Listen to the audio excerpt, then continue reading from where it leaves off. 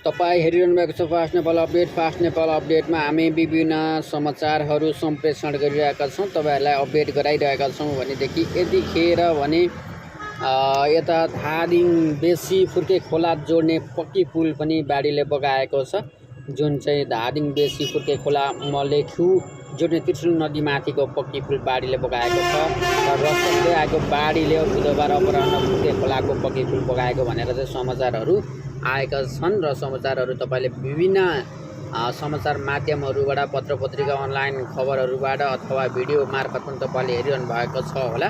र यतिखेर रसुवा नगरको आसपासका केही ठाउँमा भारी वर्षा हुन सक्ने सम्भावना रहेको भन्दै मौसमविदहरूले जानकारी दिएका छन्। जल तथा मौसम विज्ञान विभागले रसुवा नगरको आसपासका केही ठाउँमा भारी वर्षा हुन सक्ने सम्भावना रहेको भन्दै जानकारी दिँदै आएका छन्। त्यस्तै गरी यता सेनाले गर्यो स्याप्रु बेसी मैलुङ र थौन्चेबाट 12 जनाको उद्धार गरेको छ नेपाली सेनाले। भने नेपाली सेनाले बाढी प्रभावित क्षेत्रबाट हेलिकप्टर मार्फत 12 जनाको उद्धार गरेको छ भनेर समाचारहरू आएका छन्। तपाईँहरूलाई फास्ट नेपाल अपडेटले विभिन्न सर्ट भिडियोबाट चाहिँ तपाईँलाई अपडेट गराइरहनेछ। Fast Nepal update stay रहनुहोला।